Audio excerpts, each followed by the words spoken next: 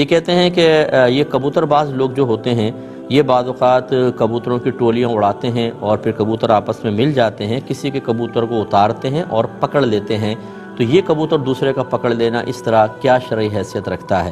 اور کہتے ہیں کبھی ایسا ہوتا ہے کہ جب کبوتر پکڑ لیتے ہیں تو اس پہ ماشاءاللہ کہتے ہیں، جو ماشاءاللہ ہم نے 4 کبوتر پکڑ لیے، اس پر ماشاءاللہ کہنا کیسا ہے؟ دیکھیں، اس طرح کبوتر کسی کا اتار لینا، پکڑ لینا، بلکہ اگر خود بخود اڑ کر آپ کی چھت پر آ گیا تو بغیر تحقیق کیے کہ کس کا ہے اس کو اپنی ملکیت میں لینے کی نیت سے لے لینا، یہ دونوں گناہ ہوتے ہیں۔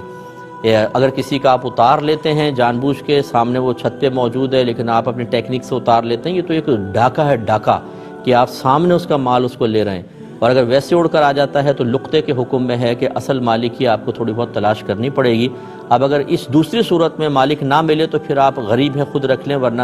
نامعلوم مالک کی طرف سے صدقہ کر دیں۔ لیکن جو یہ باقاعدہ مطلب ٹکڑیاں لڑا کر اور پھر اتارا جاتا ہے اور اپنی ملکیت میں لیا جاتا ہے، یہ حرام اور گناہ کبیرہ ہے اور ڈاکہ ہے۔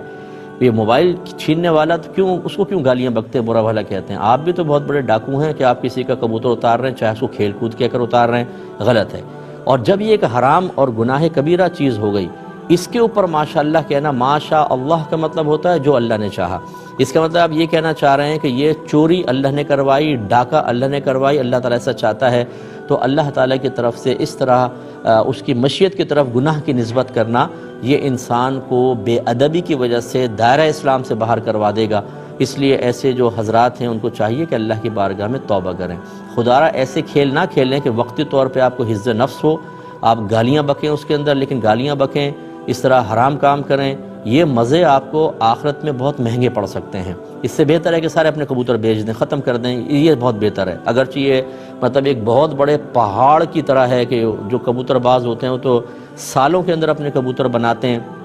ان کو ٹرین کرتے ہیں اور پوری زندگی وقف کر دی ہے۔ بعض تو مجھے ایسے سے پتہ چلا ہے کہ ان سے میرے استاد ہیں، یہ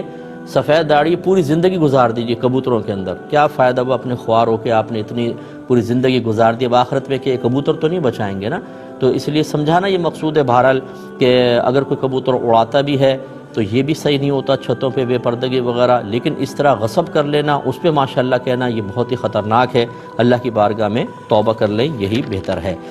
یہ کہتے ہیں کہ یہ کبوتر باز لوگ جو ہوتے ہیں یہ بعض اوقات کبوتروں کی ٹولیاں اڑاتے ہیں اور پھر کبوتر آپس میں مل جاتے ہیں، کسی کے کبوتر کو اتارتے ہیں اور پکڑ لیتے ہیں، تو یہ کبوتر دوسرے کا پکڑ لینا اس طرح کیا شرعی حیثیت رکھتا ہے؟